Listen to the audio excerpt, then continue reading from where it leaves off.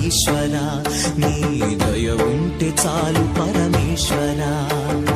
ఎవరికి ఎవరయ్య ఈశ్వరా